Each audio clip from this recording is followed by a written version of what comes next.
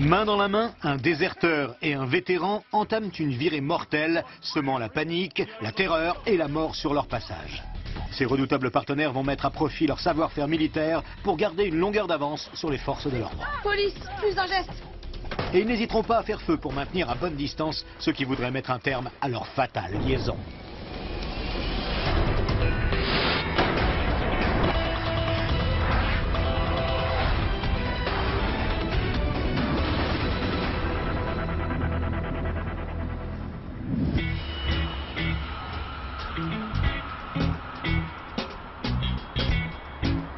Juin 1996. Les stations balnéaires de Caroline du Nord se préparent à accueillir les premiers touristes de la saison. Les plages sont noires de monde en été. Les touristes viennent de tout le pays et même du monde entier. Ils sont attirés par le climat. Et les gens ici sont très accueillants.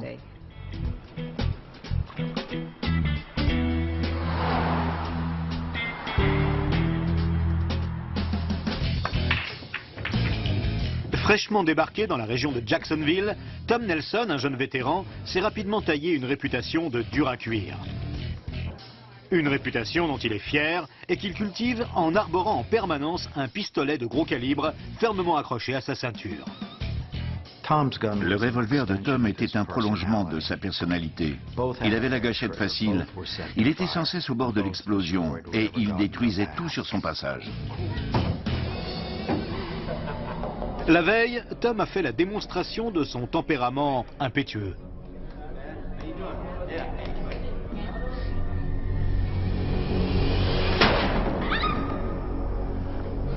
En montrant que c'est lui qui détient le pouvoir, Tom veut que les gens aient peur de lui.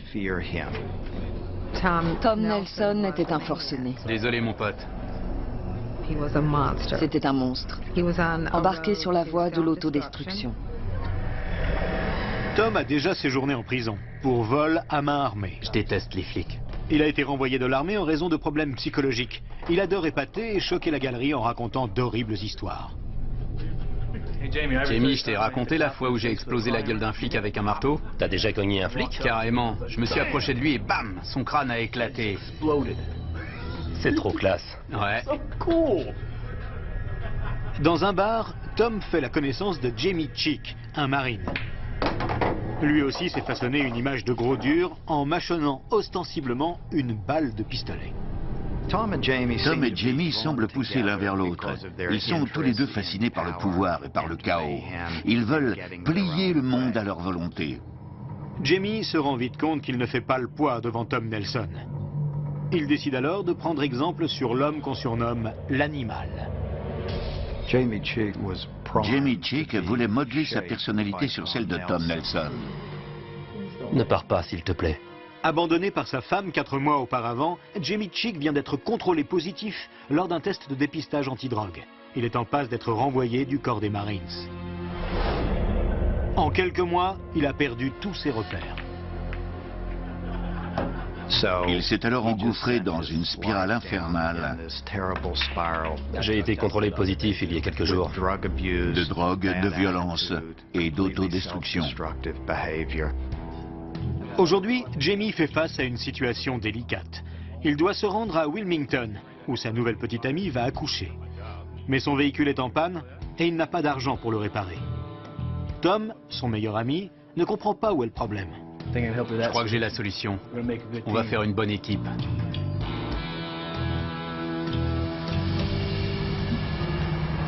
Barbara Oxendine a récemment décidé de quitter son emploi de gérante de restaurant pour devenir chauffeur de taxi. Mais pour elle qui cherchait un travail sans histoire, cette reconversion est un très mauvais choix. Où je vous emmène? On va au bar qui est dans Smith Street. Ok, pas de problème.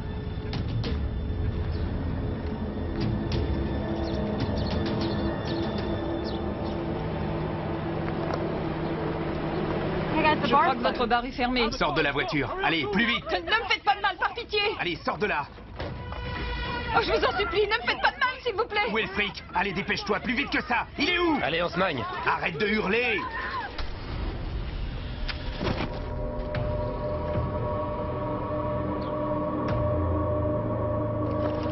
Allez, attache-lui les mains, dépêche-toi. Accélère.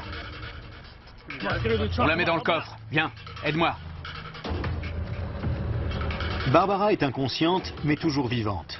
Les deux acolytes chargent le corps de la victime dans le coffre de la voiture On se casse. et prennent la route.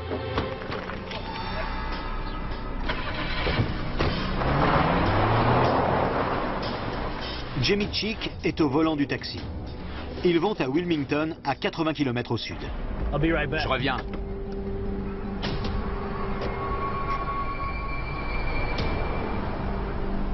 Tom Nelson achète de la bière, des rouleaux de papier et de l'essence à briquet. En revenant dans la voiture, il explique ses intentions à Jimmy Cheek. J'ai acheté de quoi régler son compte à notre passagère. Puis, il gare le véhicule dans les environs, sur un chemin de terre isolé.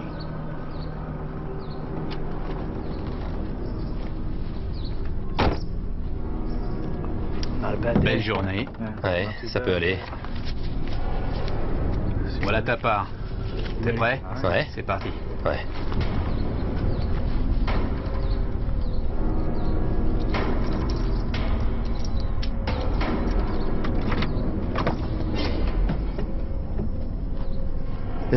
Ils étaient en train d'éprouver leur puissance, leur toute-puissance de pouvoir prendre une vie innocente sans raison particulière.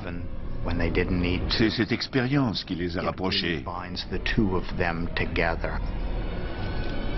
Ils se poussaient l'un l'autre à aller toujours plus loin.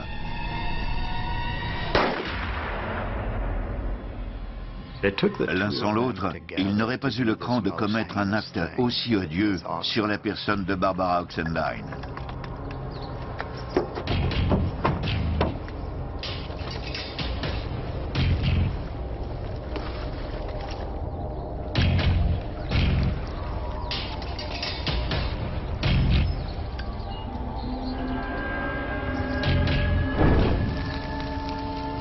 Pour Nelson et Cheek, ce bûcher sert avant tout à brouiller les pistes.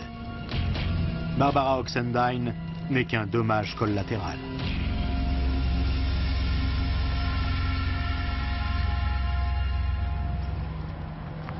L'alerte est rapidement donnée. Les urgences, j'écoute. Je viens de m'arrêter à côté d'un véhicule en feu. Il faut envoyer les pompiers le plus vite possible. Merci. La zone où le véhicule a été découvert était éloignée des artères principales. Nous savions qu'il s'agissait d'un chemin de terre. En sortant de la caserne, nous nous sommes dit, encore un moteur en surchauffe. Il y en avait déjà eu plusieurs cette semaine-là. En arrivant sur place, j'ai vu cette épaisse colonne de fumée qui se dégageait. Je me suis dit, ok, cette fois c'est différent.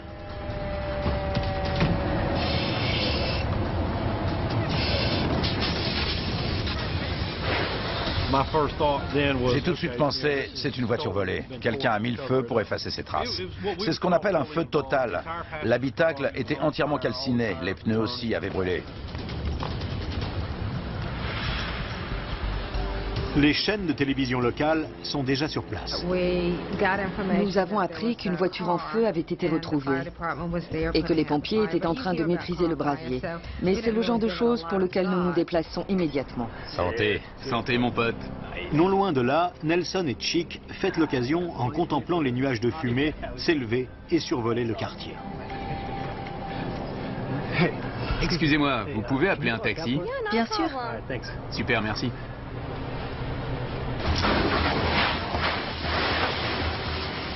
Les pompiers parviennent à maîtriser le feu en 10 minutes.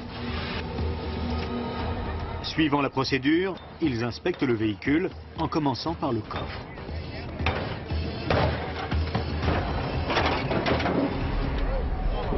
J'ai d'abord cru qu'il y avait un mannequin dans le coffre. C'était difficile de savoir s'il s'agissait d'un homme ou d'une femme.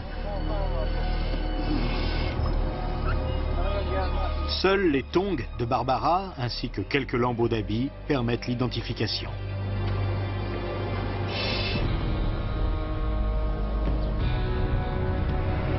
Vous allez où? Emmenez-nous à l'hôpital. Très bien. Tom Nelson et Jamie Chick ont repris leur route. Ils sont à moins de 10 km de la maternité à bord d'un autre taxi. Mais le chauffeur ne sait pas de quoi sont capables ses passagers.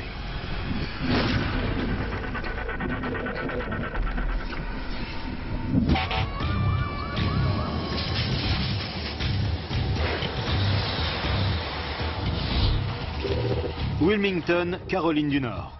Les inspecteurs de la brigade criminelle et les enquêteurs spécialisés dans les incendies s'affairent autour d'un véhicule brûlé. Dans le coffre du taxi a été découvert le corps de la conductrice totalement calciné. C'est le crime le plus ignoble que j'ai jamais vu. Toutes les parties de son corps étaient complètement brûlées. On ne reconnaissait plus rien. C'était dur à regarder. C'était un être humain. Une personne qui encore quelques heures auparavant était en vie. Quelle horrible façon de mourir. Les enquêteurs ne connaissent pas l'identité de la victime. Ils découvrent qu'elle a été ligotée avec des attaches en plastique. Lorsqu'un criminel se pointe avec ce genre de matériel et qu'il commet un meurtre pendant le braquage, on peut imaginer que tout cela a été prémédité. Ce qui ressemblait de prime abord à un banal feu de voiture s'est transformé en un macabre mystère. Nous avons ensuite compris qu'un corps avait été retrouvé. C'est vraiment une manière atroce de mourir. Le corps est emporté pour être autopsié par un médecin légiste.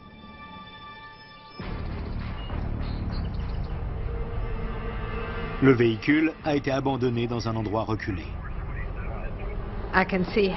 On imagine très bien comment ils ont pu mettre le feu au véhicule sans que personne ne les voie. Ils étaient sur un chemin de terre. En revanche, ils n'étaient pas très loin d'une zone beaucoup plus fréquentée et donc la fumée qui s'est dégagée n'est pas passée inaperçue. 2 bidons d'essence à briquet sont retrouvés. L'un sur le siège du conducteur et l'autre près de la porte du passager. Là, nous nous sommes dit que nous avions affaire à plusieurs personnes. Les assassins ont incendié le taxi dans l'espoir de faire disparaître toutes les preuves qui auraient pu permettre de remonter jusqu'à eux. Le feu avait détruit toutes les empreintes digitales à l'intérieur du véhicule.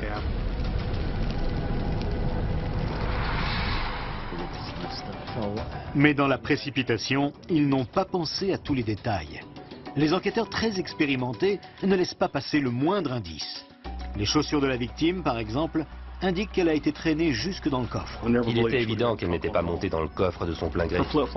Elle avait toujours ses tongs aux pieds. Nous en avons déduit qu'il avait fallu 2 personnes pour charger le corps dans le coffre. Je crois que j'ai trouvé un truc. Une bouteille retrouvée sur les lieux du crime laisse penser que le duo meurtrier est peut-être encore dans les environs. C'est encore humide. Nous avons retrouvé une bouteille d'alcool. Elle ne devait pas être là depuis très longtemps parce qu'elle était encore couverte de condensation. Nous avons conclu que cette bouteille devait appartenir au suspect.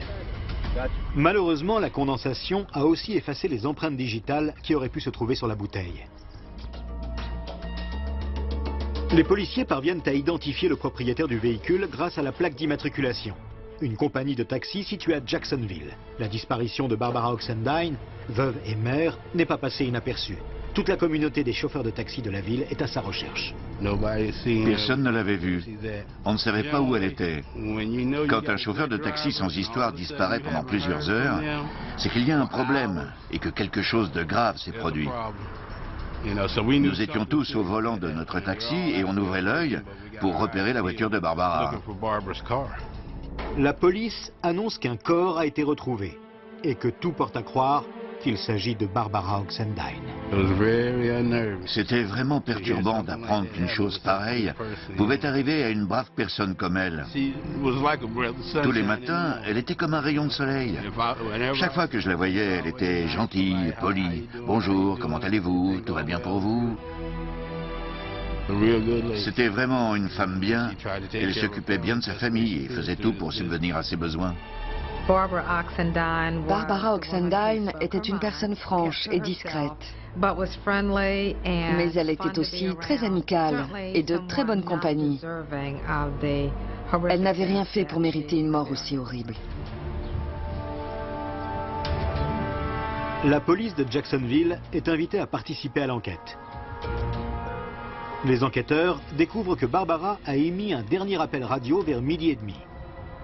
Dans ce message, elle disait qu'elle venait de prendre une course près d'un centre commercial dans la banlieue de Jacksonville et qu'elle emmenait les clients vers un bar. Le médecin légiste confirme, grâce aux empreintes digitales relevées sur le permis de travail de la victime, que le corps est celui de Barbara Oxendine.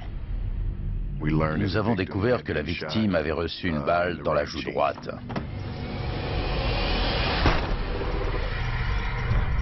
Une balle provenant d'un Magnum 357 est retrouvée logée dans son crâne.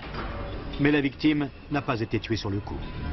Elle a survécu suffisamment longtemps pour avoir de la fumée dans les poumons. C'est la preuve qu'elle respirait encore quand le feu a pris.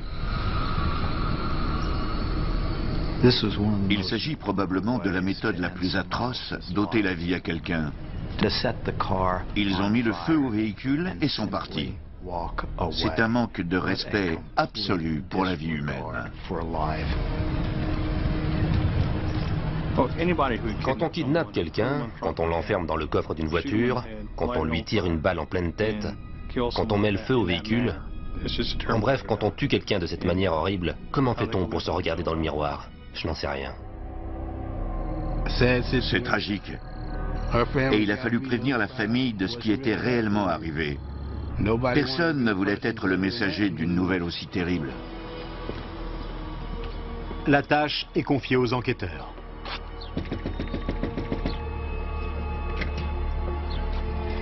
Oui.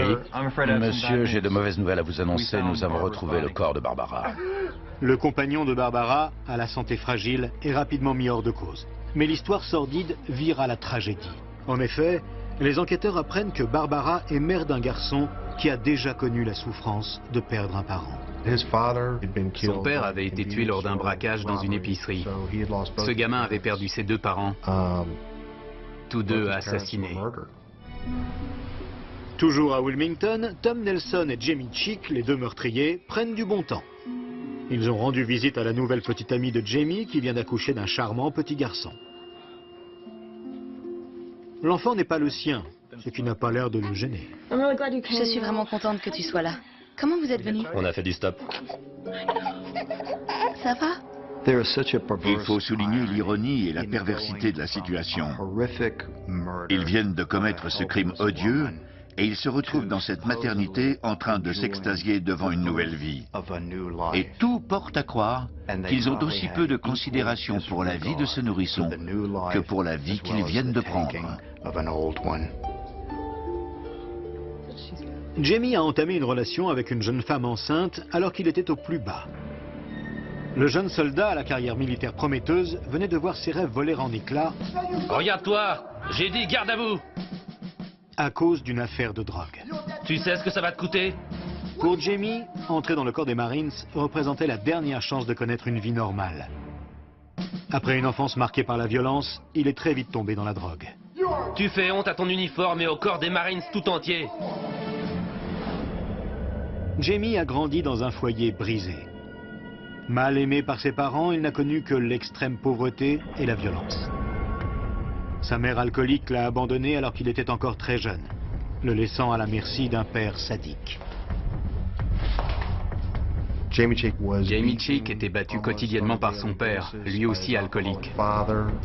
C'était un sadique qui réunissait les enfants et leur demandait de lancer des dés pour décider combien de fois il allait les frapper. Pour calculer le nombre de coups de ceinture qu'il allait donner, il prenait le numéro qui sortait et le multipliait par 10. 5. Multiplié par 10. Le père de Jamie était le prototype parfait du père menteur, manipulateur, violent et négligent. Je t'en supplie, fais pas ça. Jamie a tout appris de lui, et les leçons qu'il a retenues l'ont persuadé Pas multiplié par 10. que la seule chose à faire dans la vie était d'assouvir ses pulsions. Jamie a enfin trouvé quelqu'un qui le comprend. Son nouveau mentor, Tom Nelson. Jamie, viens, on sort. Deux drogués attirés par une vie criminelle. Ils étaient investis d'une mission, ils avaient la même vision du monde, ils se comprenaient parfaitement.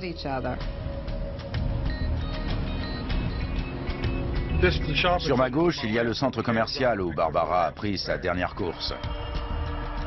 Elle pensait sûrement que ce serait une course comme une autre.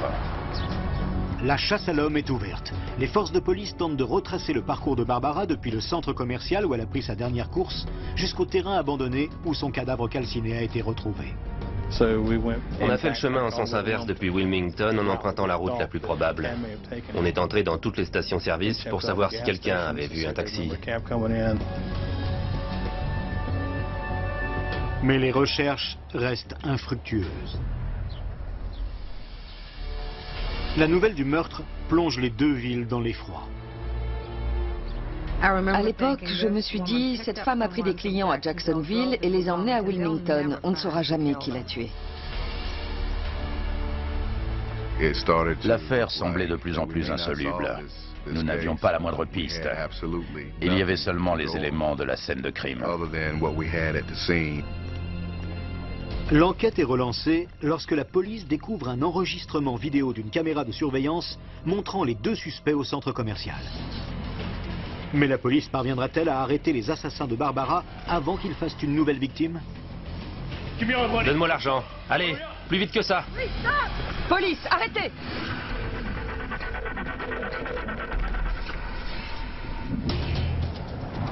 En Caroline du Nord, la police est à la recherche des meurtriers de Barbara Oxendine. Les inspecteurs viennent de mettre la main sur un film enregistré par la caméra de surveillance d'un distributeur automatique de billets. Ils ont regardé toutes les bandes et ils ont repéré les suspects alors qu'ils montaient à bord du taxi. Mais les images de mauvaise qualité se révèlent inexploitables. L'enquête a commencé il y a 3 jours et l'espoir d'identifier les tueurs s'estompe peu à peu.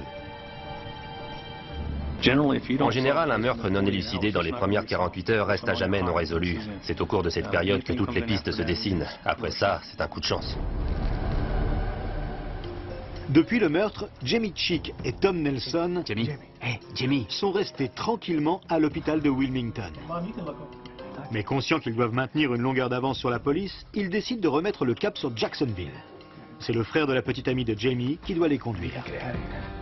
On doit se tirer d'ici. Je vais devenir dingue. On vient d'arriver. On va se faire encore un peu d'argent. D'accord, on y va. Super. Ma chérie, Ça va? on doit sortir faire une course. D'accord. Tout va bien? T'es sûr?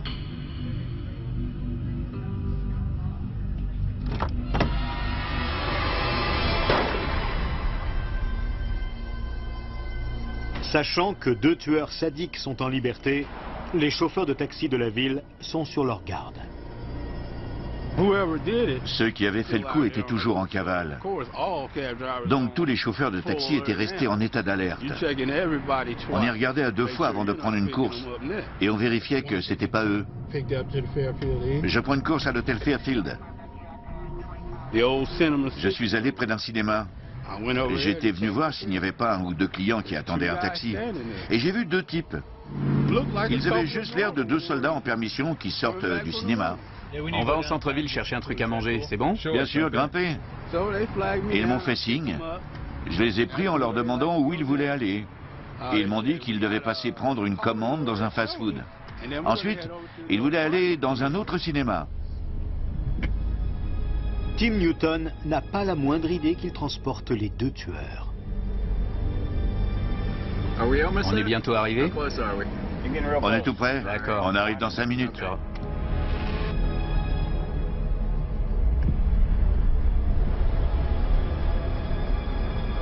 On est arrivé. Je reviens.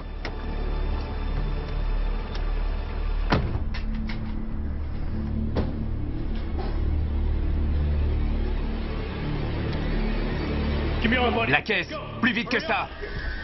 Pour tuer le temps, Jamie Chick pose quelques questions au chauffeur de taxi. Vous avez entendu qu'une femme qui conduisait un taxi a été tuée? Oui.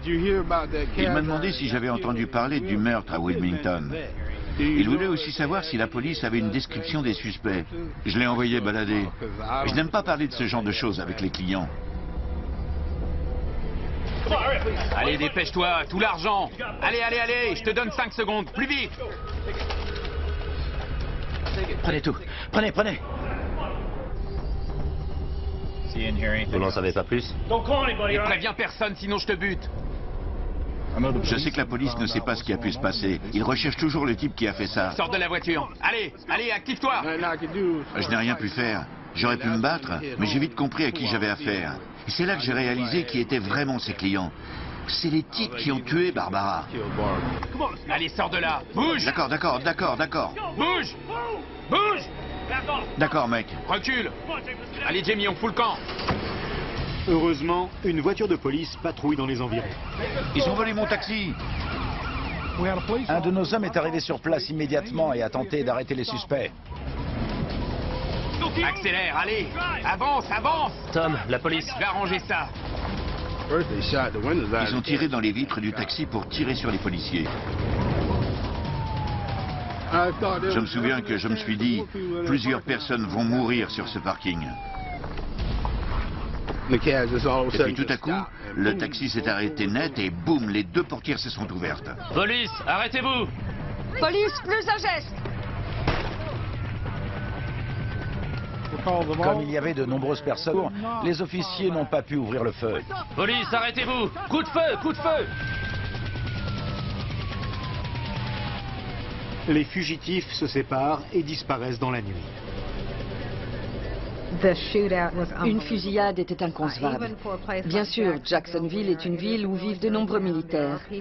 Ici, beaucoup de personnes portent une arme et des crimes sont commis avec ces armes, mais jamais à cette échelle.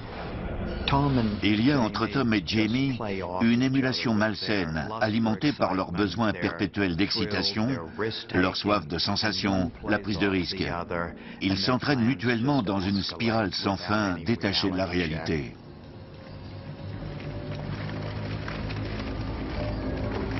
Nelson est à la recherche d'une autre voiture à voler. Donne tes clés. Allez. Dépêche-toi. Les clés.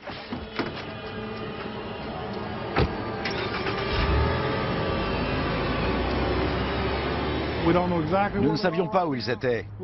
Nous avions déployé des unités aux quatre coins de la ville. Jacksonville ressemble à une zone de guerre. Des dizaines d'officiers de police sont lancés aux trousses des suspects. Les informations télévisées ne parlent plus que de la fusillade. Il y avait deux cinglés capables de tout en cavale dans la ville.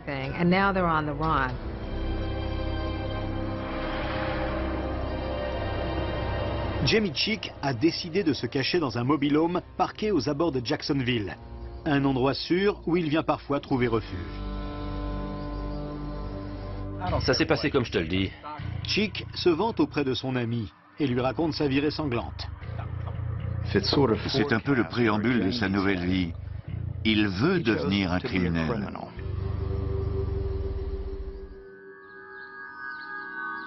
Nelson finit par arriver lui aussi à la planque. Les tueurs décident de ne pas en rester là. Ils veulent aller encore plus loin. Cette étape est très intéressante. Ils se sont dit qu'ils passeraient inaperçus s'ils changeaient d'apparence. Montre-moi. J'adore, ça te va bien. Mais en réalité, ils cherchent à se ressembler en se teignant les cheveux de la même couleur. On ressemble à des jumeaux, mon pote. Et c'est un moment lourd de sens dans leur relation.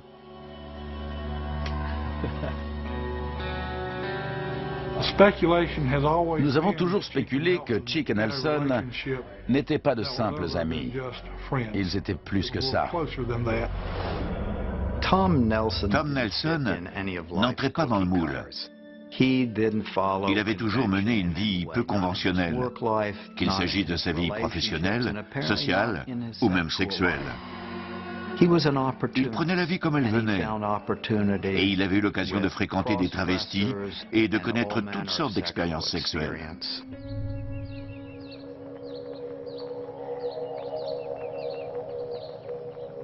Tandis que la ville grouille de policiers, Nelson et Chick décident de faire profil bas. Nous avons retrouvé une voiture qui avait été volée par des individus armés. Elle était sur l'autoroute 24 en direction de l'Est. Le véhicule a été abandonné non loin du centre commercial où Barbara Oxendine a embarqué les deux suspects. Pour les enquêteurs, ce sont probablement les mêmes individus qui ont commis ce nouveau braquage. Une nouvelle information va débloquer l'enquête. Le shérif Brown, du comté de Hounslow, a obtenu un tuyau d'un informateur. Jamais de la vie. Écoute, tu sais que j'ai raison. Allez, arrête tes histoires. Attends. Entre, mon pote. L'informateur explique qu'en allant payer un de ses employés qui vit dans un mobil-home, il a rencontré un personnage intéressant. Notre informateur est entré dans le mobil-home et cet homme s'est présenté et lui a serré la main. Jamie Chick. Bonjour, Patrick. Comment vas-tu? Plutôt bien. Au cours de l'enquête, on n'avait pas encore rencontré de personne prénommée Jamie Chick. Ouais, je vais prendre une bière, merci. J'allais justement raconter ce qui vient de m'arriver. C'est dingue. On était dans un taxi. L'informateur écoute les révélations de Jamie Chick. J'ai sorti mon flingue devant le chauffeur de taxi. Je lui ai piqué sa place et on s'est barré. Les flics nous ont suivis et on a tiré. Bam, bam, bam. Il devine que Jamie est un ancien militaire. C'était dingue. Vous avez déjà fait un truc pareil? Les enquêteurs apprennent qu'un marine stationné à Camp le Jeune, une base militaire des environs, vient de s'attirer des ennuis. Regarde-toi! Au garde à vous! Tu fais honte à ton uniforme et au corps des Marines tout entier. Le commandant de la base explique que Chick a disparu après avoir été contrôlé positif lors d'un test de dépistage antidrogue. Jamie était considéré comme un déserteur. Il était censé être à la base, mais il n'y était pas. Jamie tente d'échapper à la police depuis plusieurs jours en dormant chaque nuit dans un mobil-home différent. Mais ce soir, les enquêteurs pensent savoir où il dort et ils ont un mandat de perquisition. Jamie Chick, police, ouvrez! Une chose est sûre, si Nelson et Chick sont bel et bien dans la caravane, l'arrestation ne se fera pas en douceur.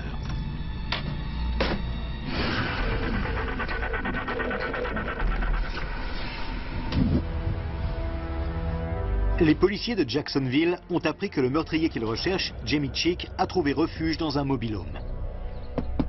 Jamie Chick, police, ouvrez!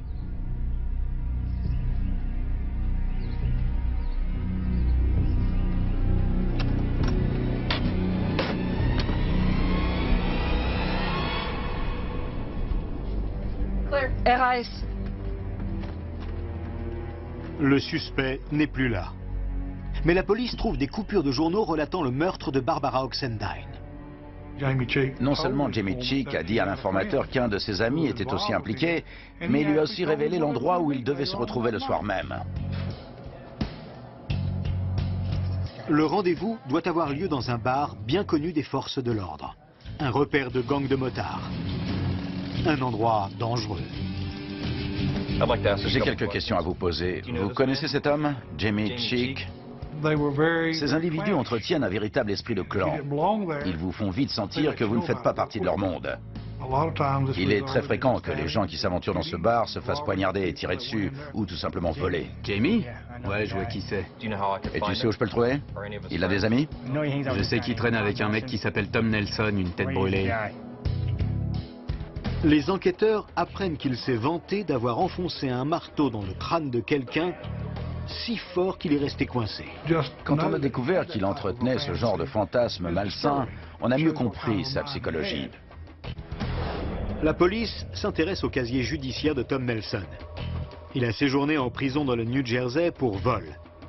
Et récemment, il a été condamné à de la prison avec sursis pour vol de stupéfiants. Ancien soldat, il a reçu une rapide formation avant d'être envoyé en poste en Allemagne. Après une tentative de suicide, il est renvoyé de l'armée à cause de problèmes psychologiques. Nelson déclarait à qui voulait l'entendre que s'il se retrouvait piégé par la police, il n'hésiterait pas à ouvrir le feu.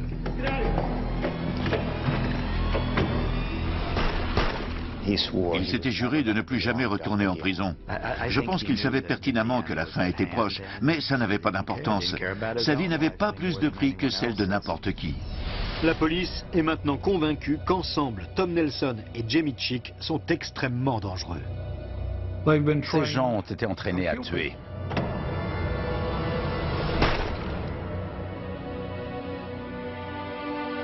Le filet se resserre autour des meurtriers de Barbara Oxendine. Nelson et Chick ont rendez-vous dans un bar ce soir. Et la police les attend. C'est ici que ça se passe. Vous deux, allez voir à l'intérieur s'il est déjà arrivé. Nous avons rapidement réuni nos meilleurs officiers pour essayer de les appréhender. Nous savions à qui nous avions affaire. Il fallait les prendre au dépourvu. Nous comptions sur le fait que nous étions plus nombreux qu'eux.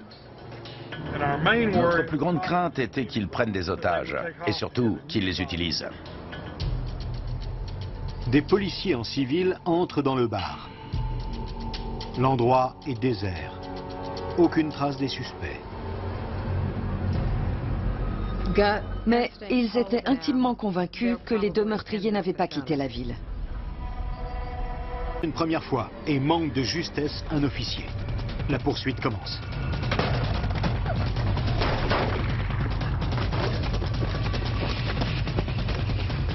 On a essuyé des tirs nourris. Police, arrêtez!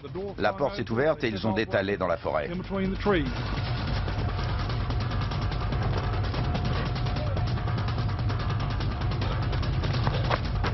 Il s'est mis à genoux et s'est rendu compte qu'il ne pouvait plus résister ou s'enfuir. Nelson décide de tenir sa promesse. Tout à coup, il y a eu un silence. Et quand on s'est approché, il s'est tiré une balle en pleine tête. Tom Nelson, mort à 28 ans. Il avait dit quelque chose qui était vrai. Jamais on ne me prendra vivant. Et pour s'assurer qu'il ne serait pas pris vivant, il s'est tiré une balle dans la bouche. Les enquêteurs découvrent un message écrit par Tom Nelson alors qu'il était à la maternité, indiquant qu'il savait que ses jours étaient comptés. C'est du jamais vu. Ce type est allé dans un hôpital pour rendre visite à une connaissance et il a préféré rester dans son coin pour mettre par écrit ce genre de pensée. C'est très étrange. Dans ses notes, il parle des forces de l'ordre. Il dit clairement dans un des messages que jamais les forces de l'ordre ne l'arrêteront vivant. Jamie Chick est toujours en cavale. La police pense qu'il est armé et dangereux. Ces actes avaient montré qu'il n'était pas là pour plaisanter. Mais on ne savait pas de quoi il était capable et on ne voulait pas le savoir. La police sait aussi que Chick, l'ancien marine, est entraîné à se dissimuler et à survivre dans un environnement hostile.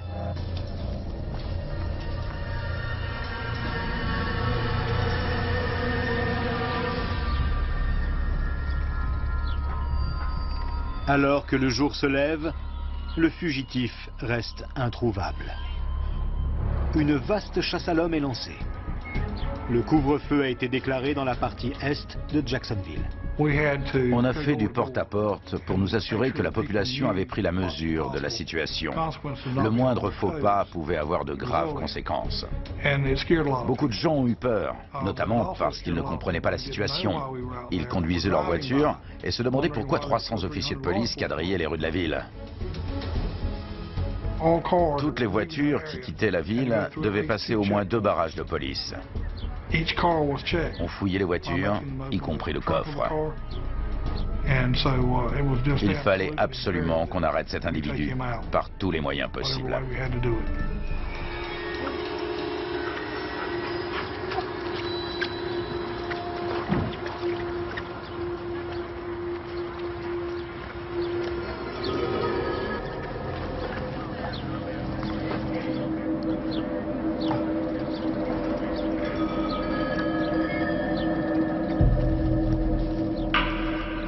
Après des heures de battue, Les gars, par ici. le fugitif est enfin repéré. Le voilà, le voilà. Police! Police, les mains en l'air!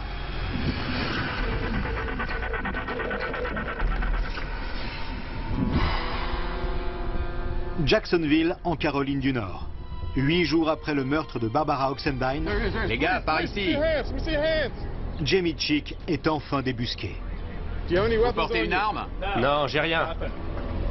Doucement, descendez tout doucement. Chick s'est rendu compte qu'il ne pouvait plus s'enfuir et s'est résigné. Retournez-vous doucement, face à moi. Mettez-vous à genoux, les mains jointes. Quand on l'a arrêté, il s'est avéré que ce n'était pas un type très courageux. Il n'y avait rien d'héroïque dans ce qu'il avait fait.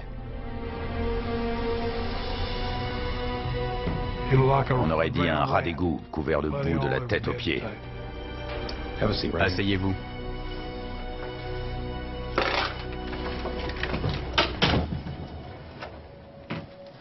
Une fois au commissariat, un des enquêteurs pense avoir trouvé le moyen de le faire parler. Jamie, t'es dans un sale état. Qu'est-ce que t'as fait ces derniers jours? Parle-moi de Wilmington. Il a tenté un coup de bluff. Il lui a parlé de Wilmington. Jamie a commencé à douter. Alors il lui a dit, « Tu sais qu'on a un enregistrement vidéo de toi au centre commercial ?» Chick ne sait pas que l'enregistrement est de trop mauvaise qualité pour l'identifier. Et là, Jamie a dit, « Ouais, on a pris un taxi pour Wilmington. » Et il a dévoilé plusieurs détails à propos du meurtre qui a suivi. Je vais tout vous dire.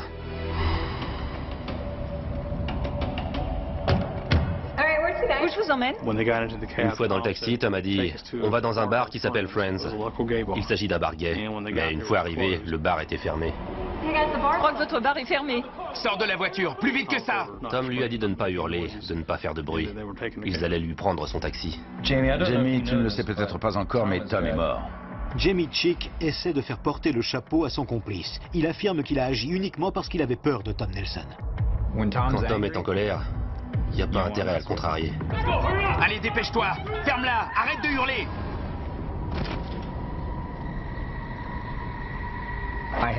J'ai rien à voir avec ce qui est arrivé après.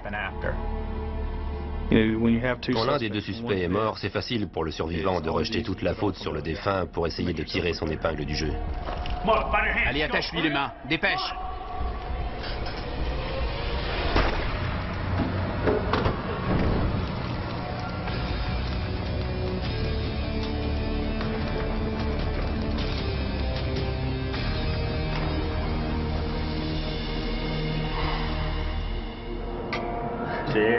À ta santé.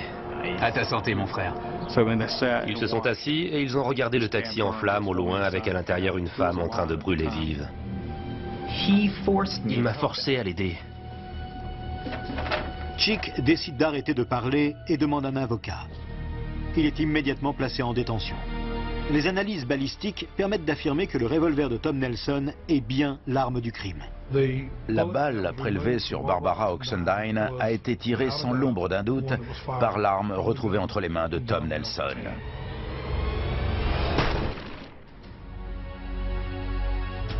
Jamie Chick est inculpé de meurtre avec préméditation, de kidnapping et de vol à main armée. Le procès commence. En écoutant le réquisitoire du procureur, ils apprennent que les deux meurtriers ont bel et bien assassiné Barbara Oxendine alors qu'ils allaient rendre visite à un nouveau-né. On va à l'hôpital. Voilà un homme qui a laissé mourir une femme dans d'atroces souffrances et qui est ensuite allé à l'hôpital pour rendre visite à une jeune maman comme si la vie suivait son cours. Pour moi, il est tout aussi monstrueux que Tom Nelson.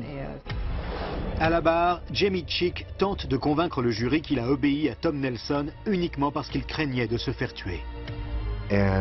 Et comme l'a dit l'avocat, ça faisait de lui un lâche, mais ça ne faisait pas forcément de lui un meurtrier. La défense de Jamie Chick affirme qu'il n'existe pas suffisamment de preuves matérielles impliquant Chick dans le meurtre. Mais le ministère public met en garde le jury. Chick a eu plus d'1 an pour inventer un tissu de mensonges et rejeter toute la faute sur son partenaire décédé. Il a eu plusieurs fois l'occasion de refuser de suivre Tom Nelson. Mais ils étaient complices. C'est aussi simple que ça. En juin 1997, le jury déclare l'accusé coupable de tous les chefs d'accusation. Chick est condamné à mort. Jamie a fondu en larmes et n'a cessé de répéter « Je n'ai tué personne ». Les jurés étaient convaincus qu'il s'agissait d'un meurtre vraiment atroce. Absolument atroce. Et que toutes les personnes impliquées, de près ou de loin, méritaient la mort. La réunion de ces deux individus ne pouvait que conduire à un désastre. Nelson était le détonateur et Chick l'explosif. Sors de la voiture, allez, plus vite! Tim Newton est conscient qu'il a bien failli être la seconde victime des meurtriers. Tire-toi, tire-toi! Personne n'avait jamais dégainé une arme devant moi. C'est un petit miracle qu'il n'y ait eu qu'une seule victime. Je crois que tous les chauffeurs de taxi ont commencé à faire plus attention et ont gardé l'œil rivé sur le rétroviseur après cet incident. Ces deux odieux personnages, ces dégénérés, ont contemplé le spectacle de cette femme en train de mourir et n'ont pas levé le petit doigt.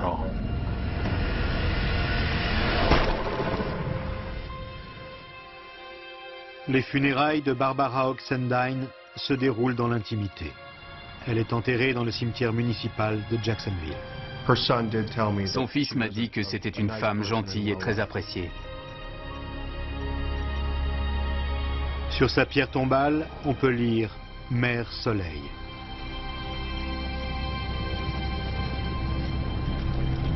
Les raisons qui ont poussé les deux meurtriers à commettre ce crime restent mystérieuses. S'agissait-il simplement de gagner un peu d'argent pour leur prochaine dose de drogue? Donne-moi l'argent, allez plus vite! Ou l'explication est-elle plus complexe et plus sombre? Pourquoi ont-ils fait ça? C'étaient deux monstres qui n'avaient pas le moindre respect pour la vie humaine.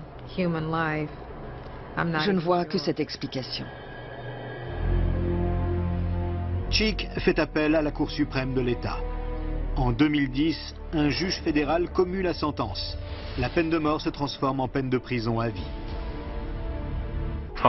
J'ai parlé à Jamie et à des gens qui ont connu Jamie et Tom. Apparemment, ils avaient eu des relations sexuelles. Les attaches en plastique que Nelson a utilisées pendant le meurtre provenaient du sac à malice de Tom Nelson, comme l'appelait sa petite amie. Jamie a cru qu'elles avaient été achetées dans un sex shop. C'est ce qu'il a dit au cours de l'interrogatoire. Je lui ai demandé « Comment tu sais ça ?» Il m'a dit « Je le connais bien. » Eh bien, parle-moi de lui.